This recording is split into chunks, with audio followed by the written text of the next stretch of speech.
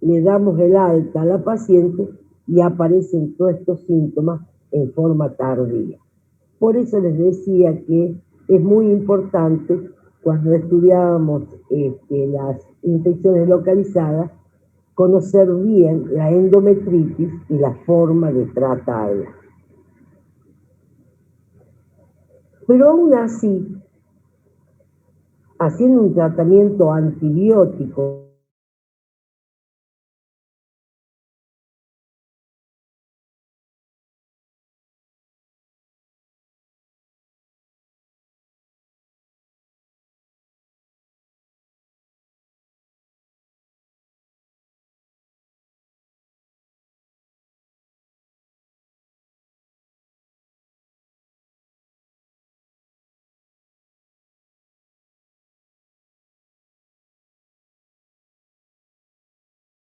de esta salpingovaritis mal curada, pero que queda localizada en el peritoneo pelviano, por eso se denomina pelvis peritonitis, y queda localizada en el peritoneo pelviano merced a los procesos defensivos de bloqueo. ¿Y cómo sabemos que esta paciente ha evolucionado a una pelvis peritonitis? Porque aparecen otros síntomas. Es de la fiebre, se hace, vuelve a aparecer o no desaparece, aumento del pulso, pero esto se acompañan signos de irritación peritoneal, como por ejemplo la paciente, aparte de fiebre, taquicardia, etc., aparecen vómitos, palidez, y se caracteriza, a diferencia de la anterior, que tenía un dolor localizado parauterino, en este caso el dolor se extiende al hipogastrio y aparecen defensa muscular, ¿sí? O sea, signos de irritación peritoneal. Ustedes han sentido hablar del Bloomberg, del Guénon-de-Lucy, ¿sí? El primero es muy localizado, en donde deprimiendo la zona dolorosa y soltando de golpe, la paciente refiere mucho dolor. El Guénon-de-Lucy es generalizado y ya lo vamos a ver en las otras patologías. Entonces, pelvis peritonitis, no se logra frenar la salpingovaritis y se propaga a través de la mucosa y ya toma una infección en el peritoneo pelviano.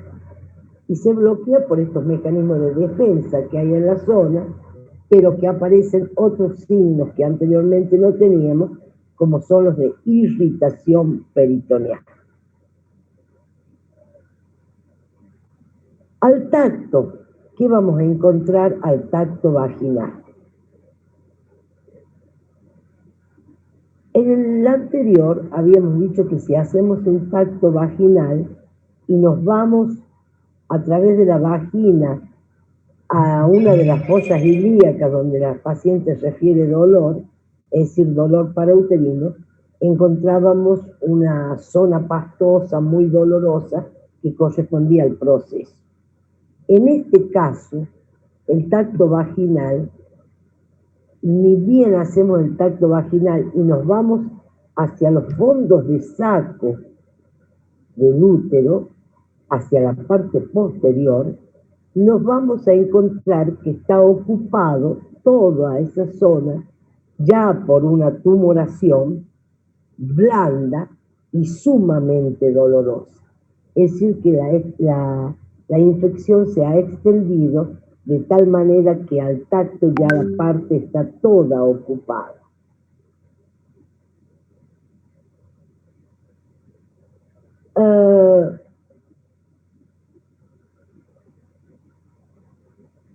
Yo no sé si les expliqué a ustedes lo que es los fondos de saco del útero, la parte anatómica. Creo que no, doctora. A ver si lo hacemos. Lo que pasa es que es muy importante, yo siempre digo que es muy importante que cursen primero ginecología, porque ahí hacen cada parte anatómica real, pero vamos a intentar explicar. Yo les dije que el útero tomaba normalmente una posición en anteversoflexión, como que el cuerpo protegía a la vejiga, ¿sí? Si lo vamos a ver, ¿ven ahí el pizarroncito? ¿Lo ven? Sí, doc. Bien.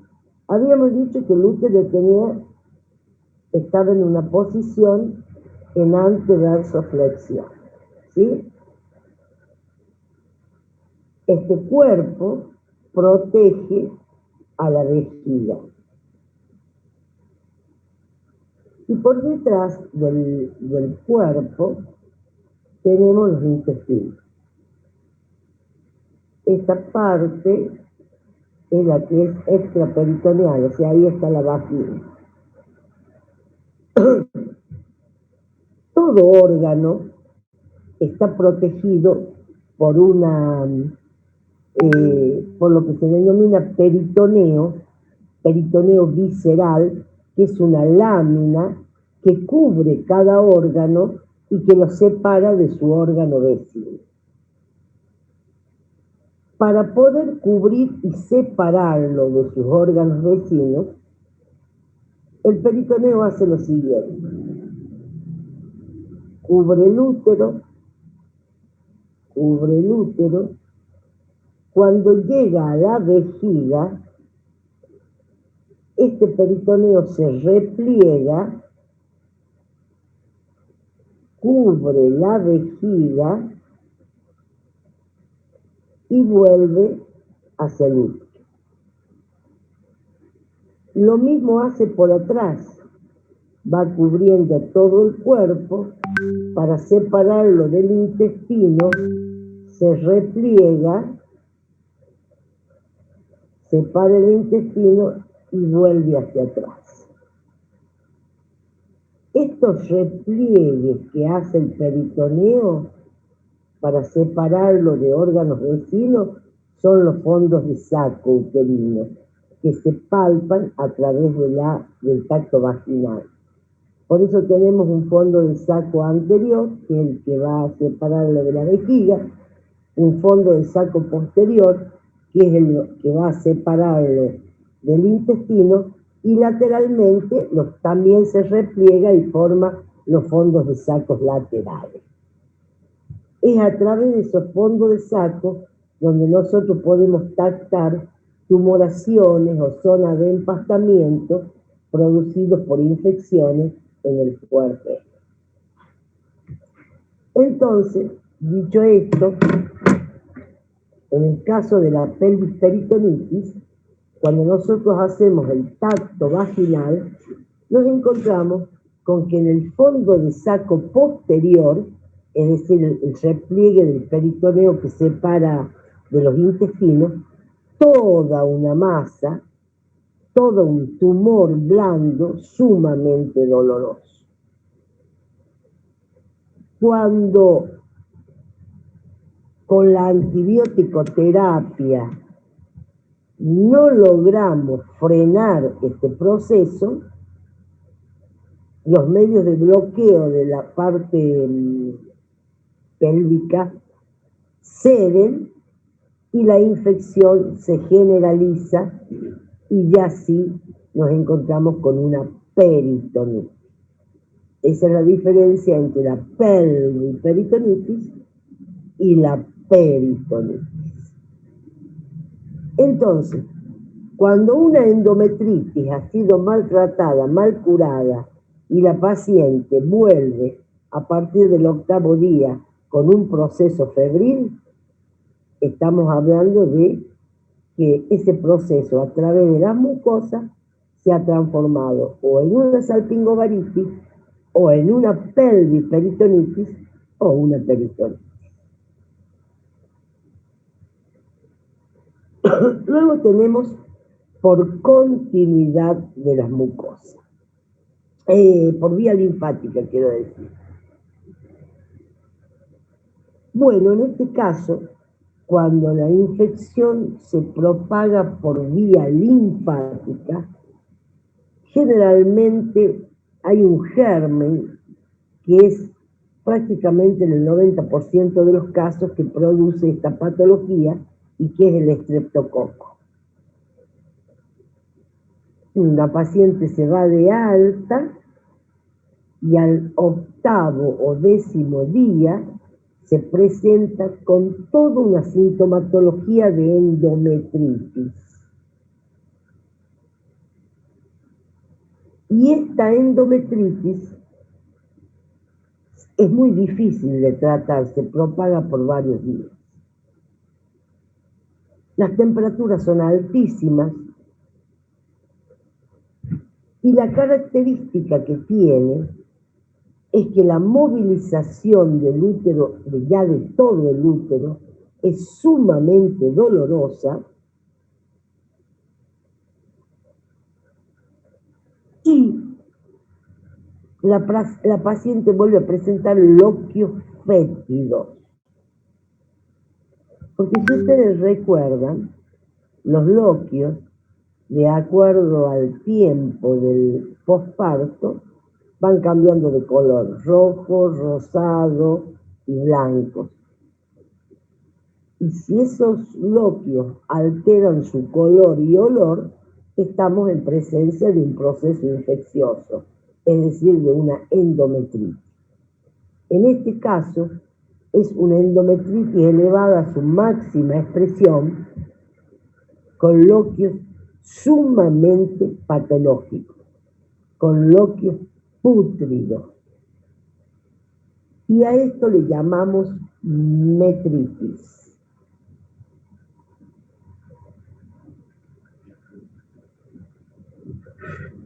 Ahora bien, vamos a repasar otra cosita para poder entender lo que sigue. Esquemáticamente, le había dicho que el útero tenía la forma de una perinvertida y que se mantenía por medio de sostén, por medio de fijación. Y yo le había hablado de que a los lados del útero se extiende como alas de mariposa un tejido celular pelvis subperitoneal que se denomina parametrios. Y que toda infección que tomara los parametrios, el estado de gravedad era importante porque le daba paso a la generalización del proceso en todo el organismo.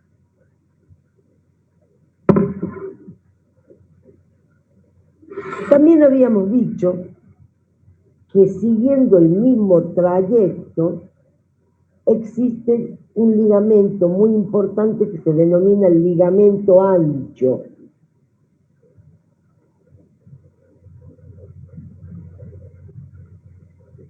¿Sí? ¿Se acuerdan? Bien, teniendo en cuenta esta anatomía, vamos a hablar del segundo paso de las infecciones por vía linfática, que son una de las más graves y que se denominan parametritis. Generalmente cuando hablamos de parametritis, hablamos de flemones del ligamento ancho. Esta es una patología transmitida por vía linfática de extrema gravedad. ¿Por qué? Primero, que a diferencia de la anterior, aparece entre los 15 y 20 días posparto.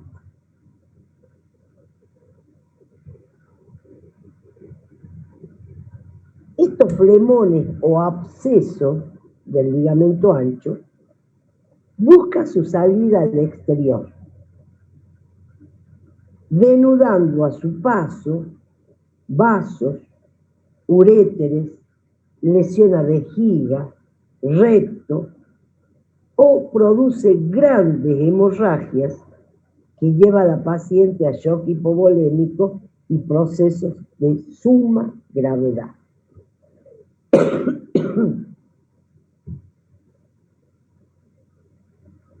Esta es una de las patologías más graves dentro de las infecciones por vía linfática.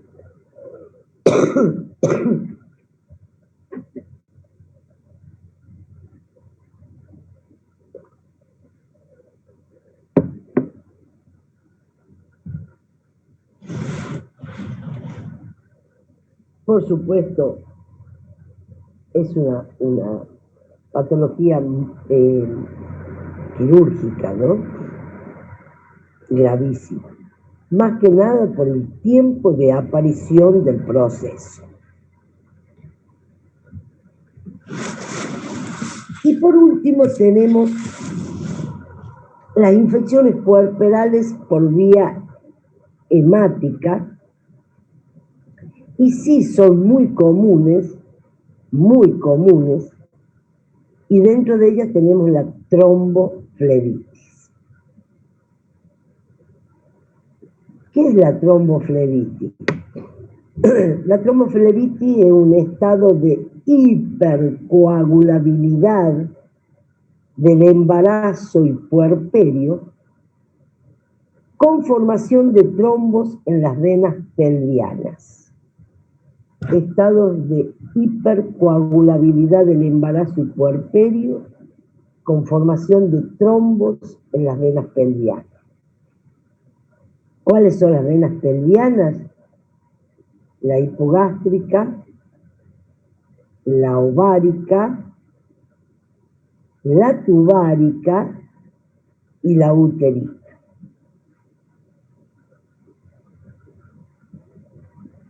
Esta patología, la tromboflebitis, generalmente el diagnóstico presuntivo lo hace la paciente. ¿Y cómo lo hace?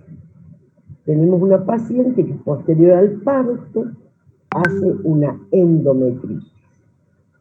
Le aplicamos todo el tratamiento para la misma, la cual no responde, y de pronto la paciente nos dice que tiene o que se toca en la ingle, generalmente te dice la paciente, me toco como una pelotita, como un ganglio grande. Eso, y que no le duele, eso nos hace pensar en una tromboflebitis. Es decir, que cuando no cede la endometritis y a su vez aparece una masa palpable al examen pelviano, el diagnóstico presuntivo es una tromboflebitis y una tromboflebitis séptica, debido a una endometritis que no responde al tratamiento. El diagnóstico definitivo se lo hace a través de la resonancia magnética y sí, por supuesto, el tratamiento se basa en anticoagulantes y antibiótico-terapia. Generalmente antibiótico-terapia combinada, pero fundamentalmente, lo que salva a la paciente para que ésta no evolucione es el reposo en cama por 4 semanas. La paciente no debe levantarse.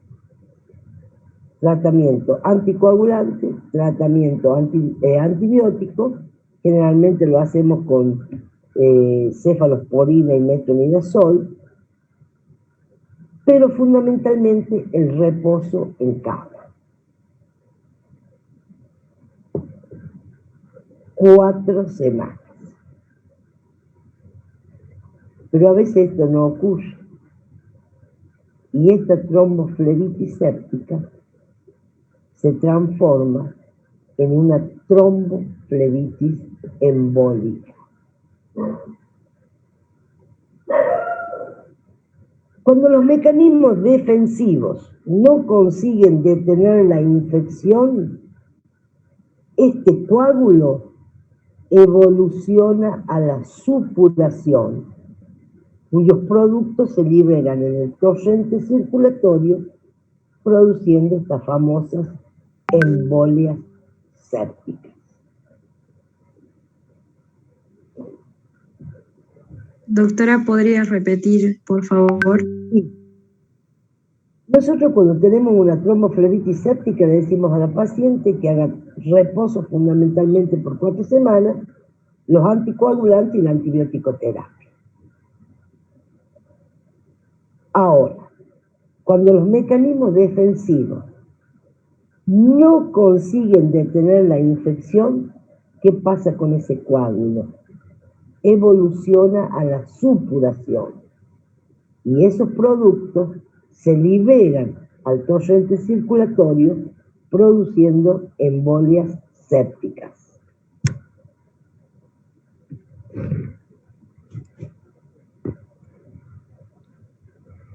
Esto sería una de las patologías más frecuentes en el puerperio que se produce por vía hemática. Pero tenemos otra que sí es gravísima, que sí lleva a la muerte de la paciente y que se denomina septicemia puerperal.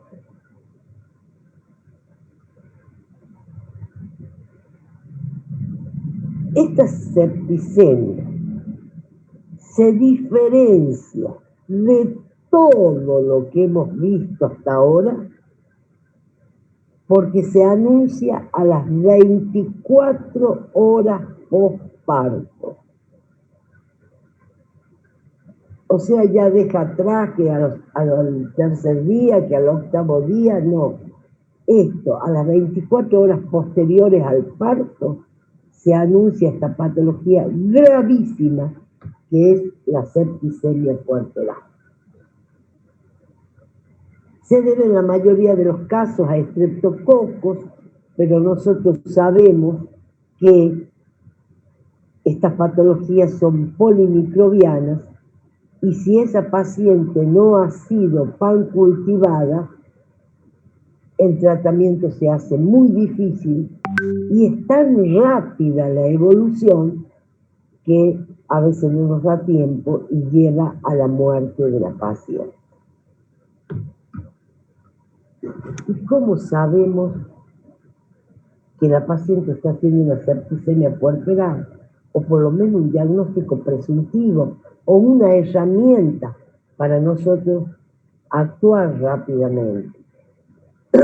Generalmente nos dicen que la paciente está convulsionando. Cuando vamos a verla no es convulsión. Es tan alta la temperatura que aparece de golpe, tan alta, que el escalofrío que presenta la paciente es tan intenso que la hace temblar toda. Pero la paciente está consciente. La convulsión no está consciente la paciente. Acá está consciente, no se puede contener. Hay un intenso escalofrío con temperaturas que superan los 40 grados, por supuesto con un impulso que se acelera y que se presenta pequeño y blanco. A partir de eso, el estado general desmejora rápidamente, pero rápidamente. Se empiezan a alterar las facies, mostrando un rostro pálido, lengua seca, extremidades cianóticas, y que por supuesto, si nosotros tenemos claramente el resultado de ese pan cultivo, podemos actuar sobre el mismo y salvar a la paciente. De lo contrario, el fracaso del tratamiento lleva a la paciente a la muerte por el famoso shock séptico. Y este shock séptico cumple periodos tan claros que es muy importante conocer. Este shock séptico representa la invasión al torrente circulatorio de los gérmenes causantes de la infección puerperal y ocasiona en forma muy rápida insuficiencia circulatoria periférica con perfusión tisular inadecuada, por supuesto, a los órganos vitales.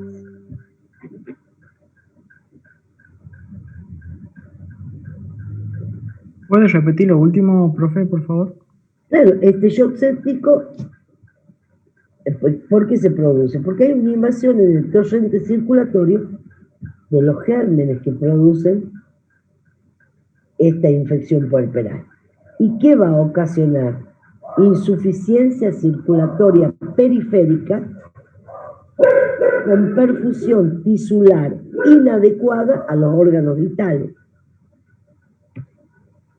Y tiene fases que se cumplen, que son claras, pero son muy rápidas. Y estas fases están constituidas por la siguiente forma. Tenemos la fase hipotensiva precoz, en donde la paciente presenta la fiebre altísima, taquicardia, escalofríos intensos e hipotensión. Pero rápidamente pasa a la segunda fase, que es la fase hipotensiva tardía, en donde ya la paciente no presenta fiebre, por el contrario, piel fría y viscosa, hipotensión, cianosis del lecho de las uñas, es muy característico. La paciente está hipotérmica, con pulso filiforme y ya con alteración del sensorio y oliguria. Y luego tenemos la última fase, que es la fase sin retorno, que es la fase de shock irreversible, en donde hay una acidosis metabólica grave, con elevación importante en la concentración de ácido láctico en sangre, anuria, insuficiencia cardíaca, dificultad respiratoria, coma y muerte.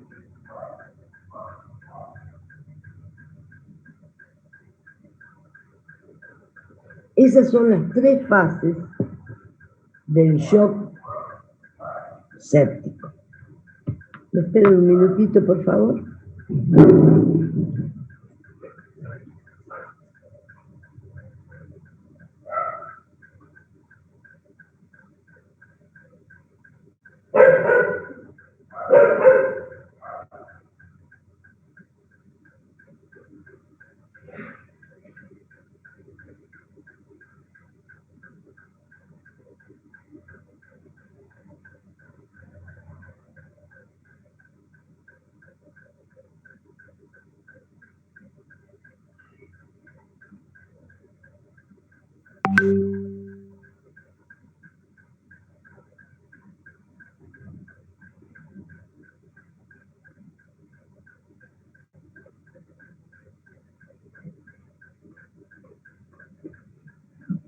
Disculpen. Entonces, como les decía anteriormente, esas son las tres fases del shock séptico. Son características es muy grave la patología y termina con la vida de la paciente. Primero porque es una patología muy agresiva y como les dije anteriormente, si no tenemos un pan cultivo que nos diga realmente los gérmenes que están actuando, no podemos salvar a la paciente. Y con esto nosotros terminamos todo lo que es puerperio normal y patológico. No sé si tienen alguna pregunta para hacer, si lo han entendido, si está bien clara la diferencia de lo que es un puerperio normal, de lo que es una infección puerperal localizada a una propagada y cada una de las etapas del mismo. Si tienen alguna pregunta, antes de pasar a otro tema, me avisan.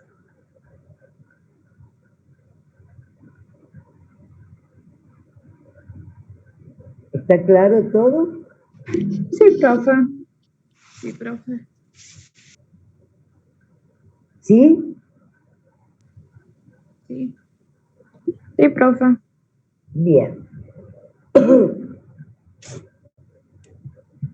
Ya hemos dejado atrás todo lo que es parto, el puerperio y demás, y ahora vamos a empezar con la parte directamente específica de la materia, es más linda, más llevadera. Antes nosotros tendríamos que ver control prenatal, pero yo no le doy control prenatal hasta que ustedes tengan idea de otras patologías en la obstetricia y de esa forma poder encarar bien un control prenatal y entenderlo mucho mejor. Así que cuando estemos un poquito más avanzados en las patologías obstétricas, ahí sí vamos a entrar en lo que es control prenatal.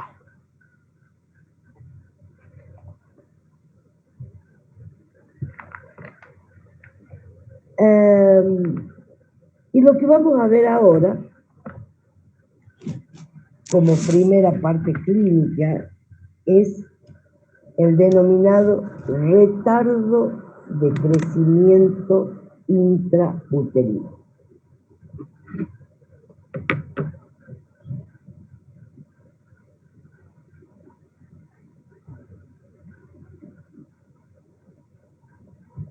En las historias clínicas, ustedes lo van a ver con la siguiente sigla.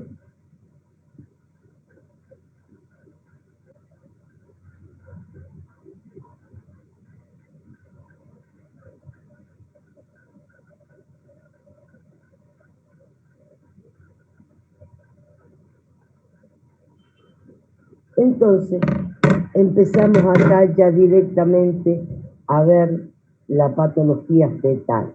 Ya hemos dejado atrás los problemas maternos en el parto, en el alumbramiento y en el puerperio, y vamos a enfocarnos ahora con los problemas que puede tener el feto. Y vamos a empezar a hablar de este retardo de crecimiento intrauterino. Esta patología tiene varias definiciones y me gustaría que la consideren bien y se los voy a decir despacito, cualquier cosa me piden que la repita. Se considera retardo de crecimiento intrauterino cuando el feto presenta. Primero, un peso menor al que le corresponde a la edad gestacional. Ustedes saben que tanto en obstetricia como en pediatría, como en otras especialidades, nosotros nos manejamos con percentilos, ¿sí? Con percentilos de acuerdo a la edad, de acuerdo en el caso de la madre, de acuerdo al peso, de acuerdo a la altura uterina. Y en el caso del feto también existen unos ciertos parámetros que nos dicen que este feto va creciendo normal.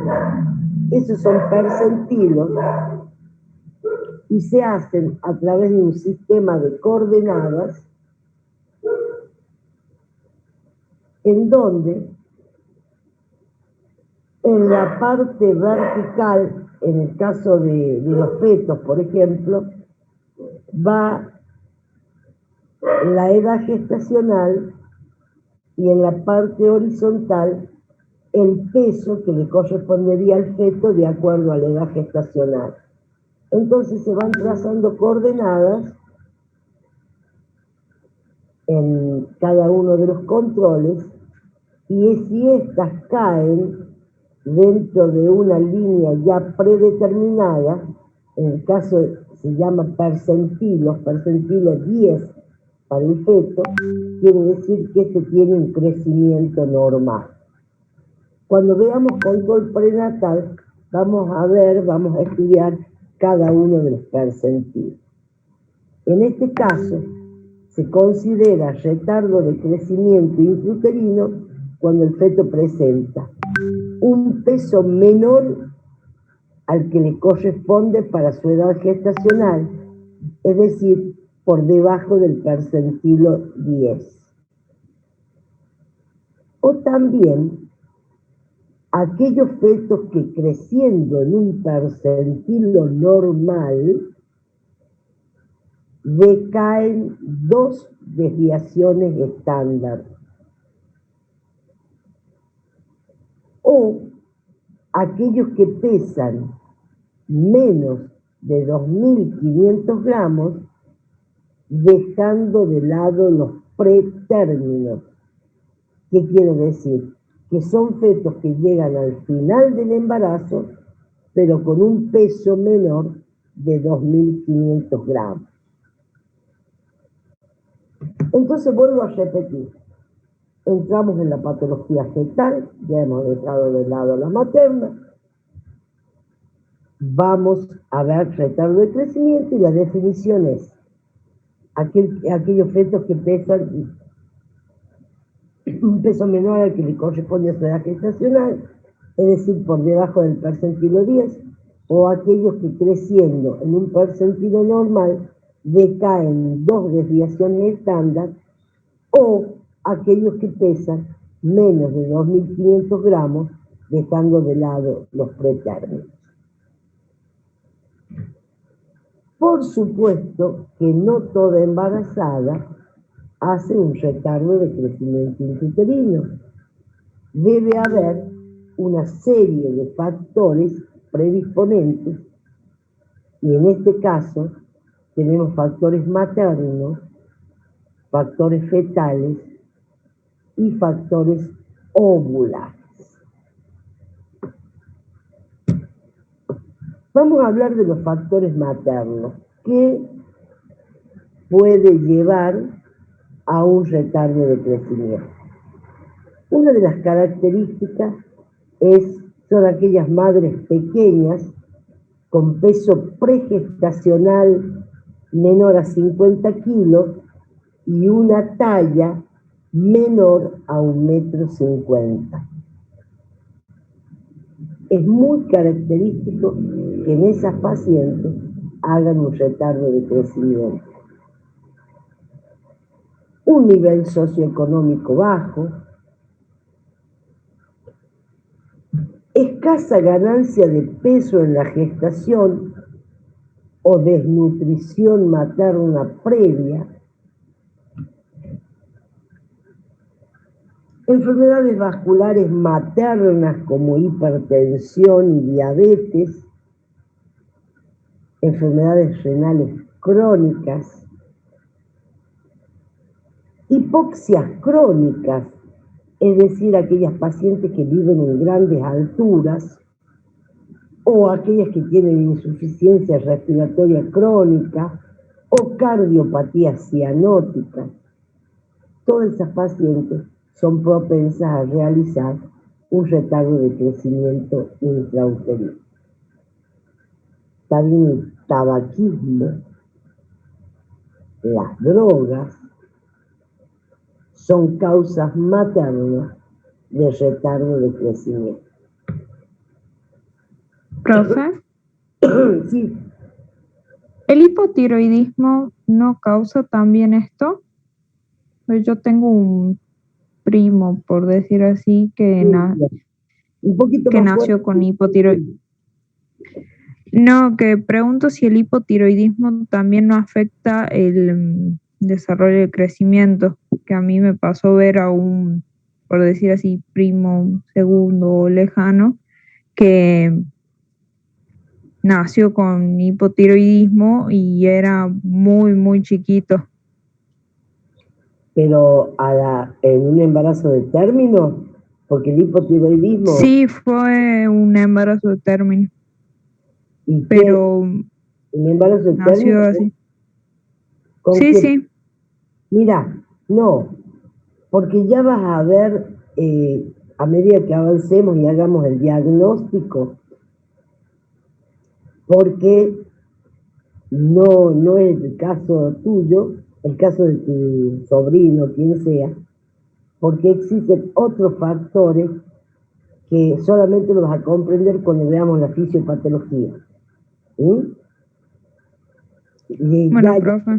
ya te lo explico y ya vas a ver por qué vas a descartar esa patología.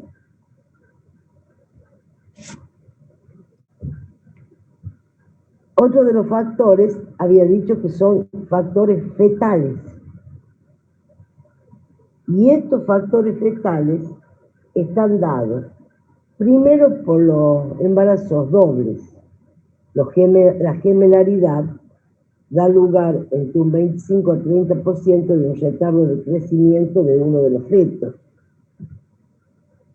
Las malformaciones, como por ejemplo el síndrome de Potter. ¿Qué era el Potter?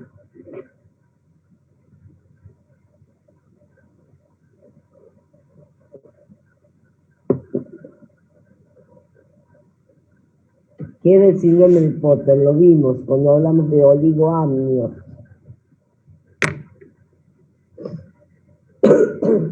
Creo que era la agenesia renal unilateral. Uni o bilateral, muy bien, exacto. Y anomalías cromosómicas también dan lugar a un retardo de crecimiento intrauterino. Y por último tenemos factores ovulares que son relacionados a placenta y cordón umbilical.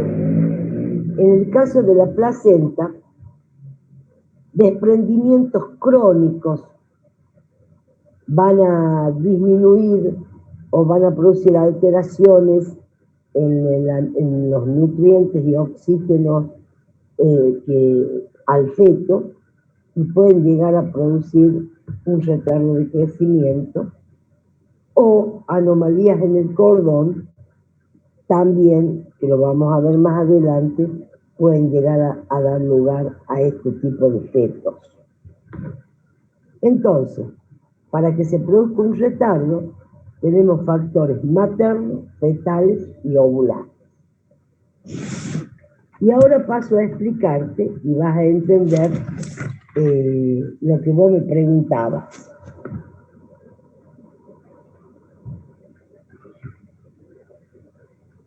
El retardo de crecimiento intrauterino tiene su clasificación.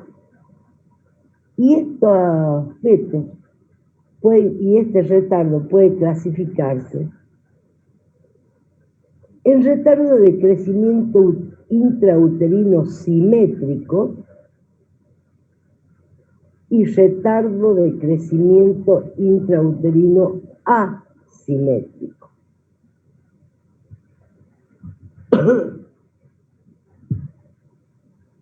Esta patología, tengan bien presente lo que voy a decir. Esta patología, el diagnóstico se hace por la clínica y por la ecografía. Clínica y ecografía. Y como les decía anteriormente, se clasifica en simétrico y asimétrico. El retardo de crecimiento intrauterino simétrico, gracias a Dios, corresponde al 20% de los casos. ¿Y cuál es la causa de un retardo de crecimiento intrauterino simétrico? La condición es fetal, es una causa fetal y se debe a patologías cromosómicas.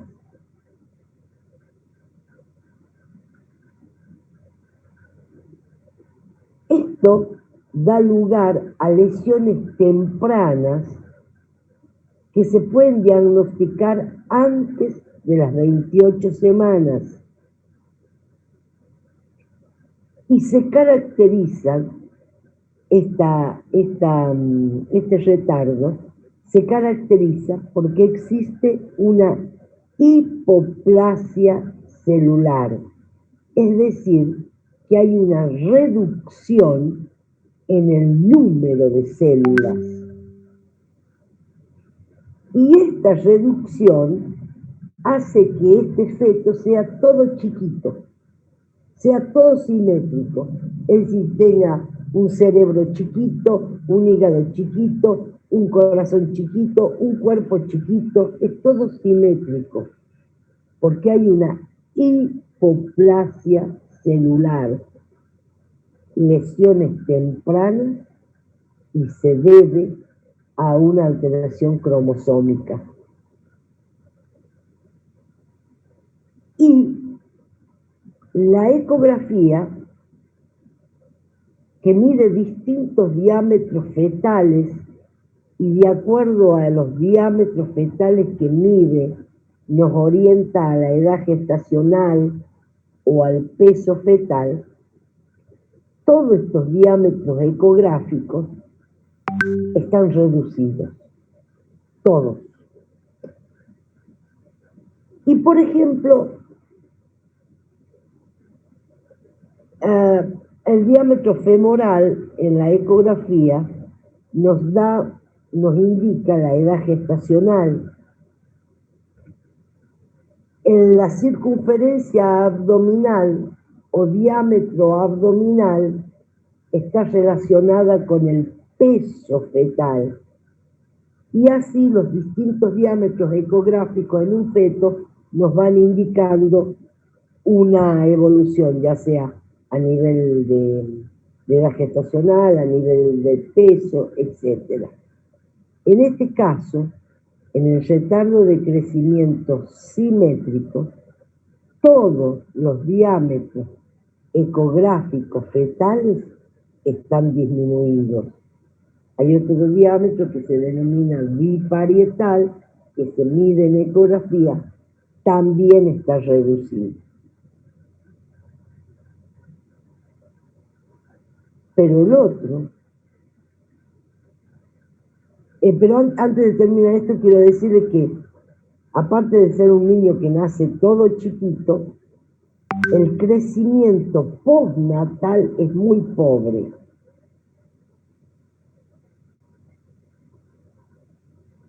En cambio, el otro retardo, el asimétrico, corresponde al 80% de los casos. Y se debe, o la causa, es una condición materna o placentaria, en donde existe una falla en el potencial de crecimiento. Al haber una falla en el potencial de crecimiento, las lesiones son tardías, es decir, que aparecen después de las 28 semanas. Y hay una hipotrofia celular, es decir, que el número de células son normales, pero chiquitas. hipotrofia celular. Esta lesión tardía, que se produce después de las 28 semanas, afecta al peso del feto y el único diámetro ecográfico disminuido es la circunferencia o diámetro abdominal. Falla en el potencial del crecimiento con disminución del peso del feto. Acá ya no hay lesiones cromosómicas, acá no hay un feto todo chiquitito. No, es un feto que tiene una disminución en el peso al nacer. Y su crecimiento postnatal es muy bueno, se recupera. ¿Me entienden la diferencia que es importante? Entonces,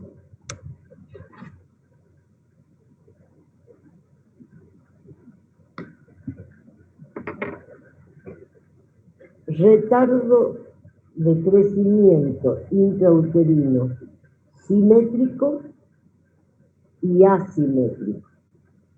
Simétrico, 20% de los casos, asimétrico, 80%. Causa del simétrico, una condición fetal. Causa del asimétrico, una condición materna. En el caso del primero, condición fetal, son patologías cromosómicas. En cambio acá son patologías maternas que producen una falla en el potencial de crecimiento.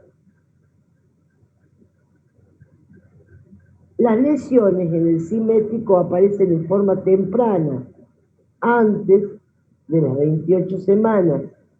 En el otro, después de las 28 semanas. Acá, en el simétrico, hay una hipoplasia celular y en el asimétrico una hipotrofia celular.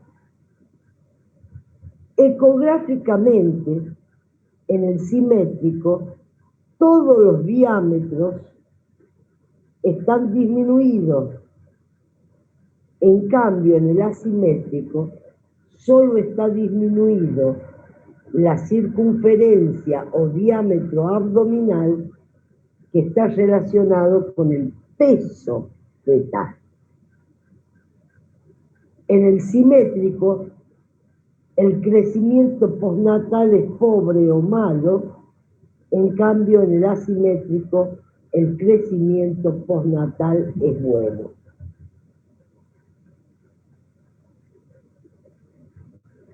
¿Lo entendieron? Sí, profe. ¿Sí? Sí, profe.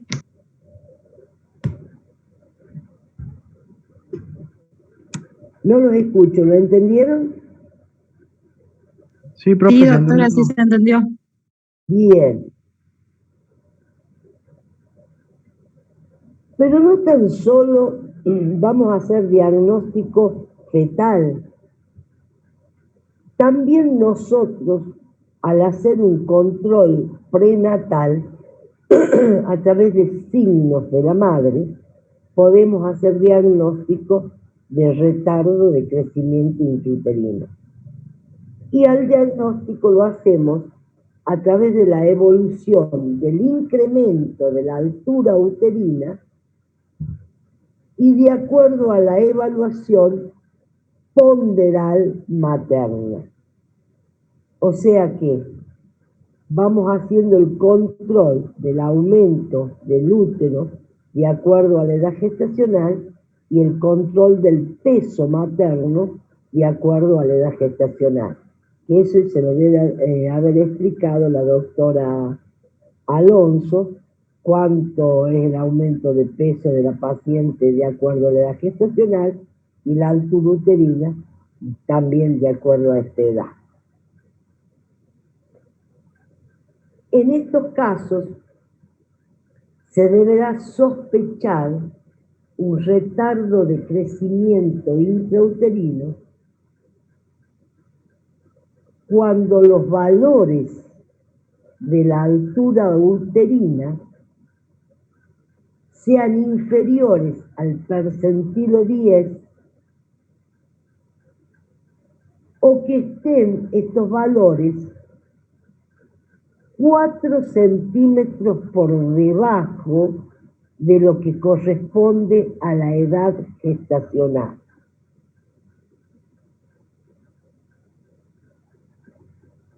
Cuando veamos control prenatal, vamos a ver que la altura uterina se mide con una cinta que se denomina cinta obstétrica, que tiene dos caras, que de un lado es una cinta métrica común, pero del otro lado tiene una gran información diciéndonos que de acuerdo a lo que mide esa altura uterina, va a corresponder a tal edad gestacional, el feto va a tener tanto peso, va a haber tantas contracciones o no, o sea, tiene una gran información. Por eso, se puede evaluar o diagnosticar un retardo cuando la altura uterina está 4 centímetros por debajo de lo que marca la cinta para la edad gestacional. Lo mismo el caso del peso de la madre, que nosotros siempre ese peso y esa altura uterina lo trasladamos a un sistema de coordenadas que se encuentra impreso en la historia clínica y que son los percentilos y que si caen por debajo de los mismos, estamos hablando de un retardo de crecimiento.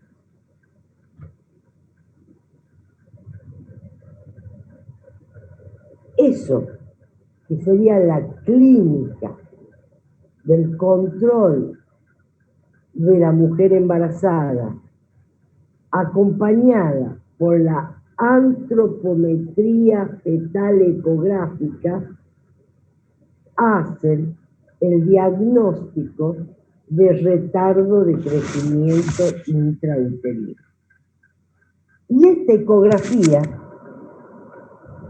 además, nos da otros datos que confirman el diagnóstico.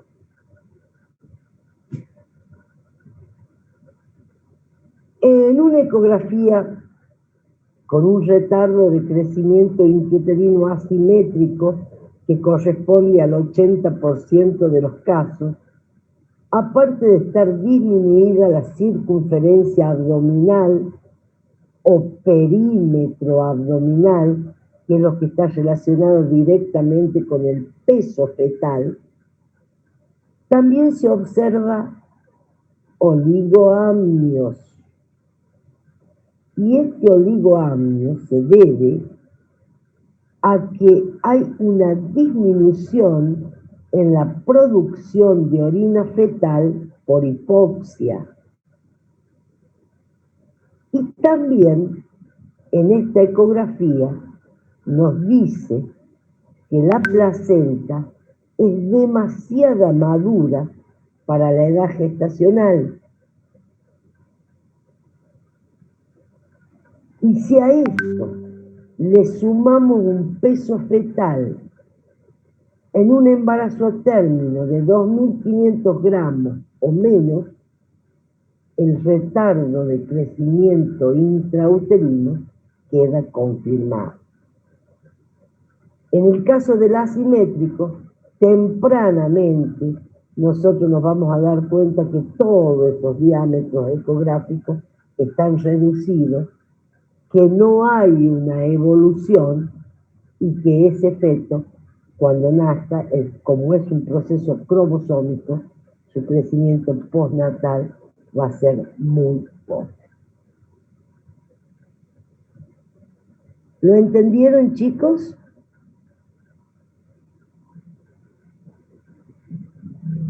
Sí, profe. ¿Lo entendieron? Sí, profe. ¿Alguna pregunta para hacer hasta para ya terminar con esto?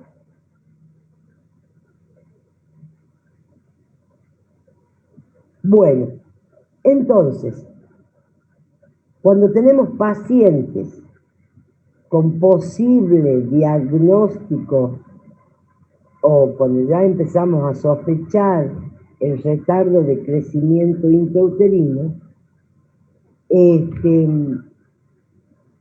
hay muchas formas de controlarlo a este feto a través de los denominados monitoreos fetales, que ya vamos a estudiarlo ahora, a través de amniocentesis para ver maduración pulmonar, a través de amnioscopía para valorar si hay un líquido meconial o que presente color distinto a lo que es un líquido normal.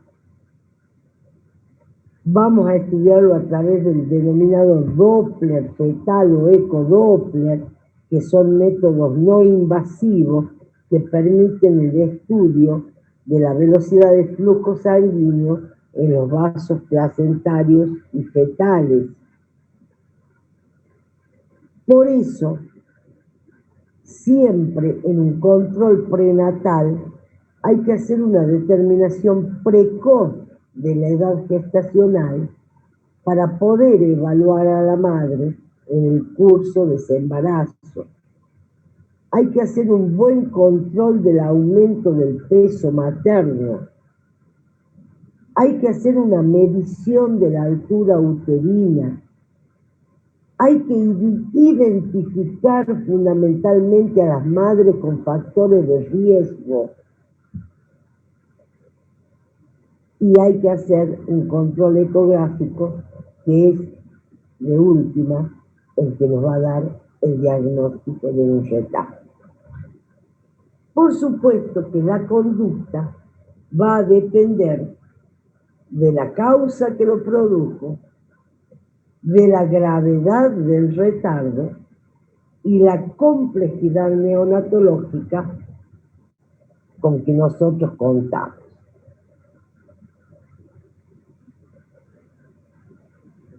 Así que es un diagnóstico, si hay un buen control, es un diagnóstico fácil de hacer, porque como les vuelvo a decir, se hace a través de la clínica y de la ecografía.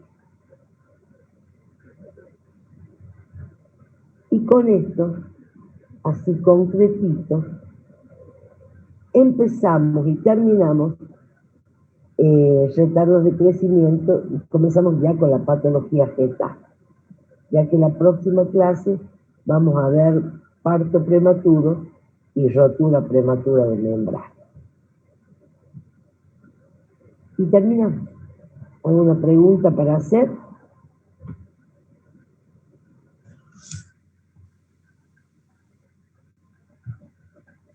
No, profe. Bueno, parece que me han entendido perfectamente. Profe, Sí. ¿hay algún tratamiento para esto? No, todos son postnatales y solamente en el caso del retardo de crecimiento asimétrico. Lo otro es una patología cromosómica. Bien, gracias. Bueno, niños, que tengan buenas noches y nos vemos el martes. Un buen fin de semana. Profe, disculpe, ¿qué temas dijo que vemos en la clase que viene? Parto prematuro y rotura prematura de membrana. Ah, bien, gracias. Chao, chicos. Chao, profe. Gracias. Chao, profe, buen fin de... Buenas noches. Chao, profe, que tenga buena noche. Gracias, chao.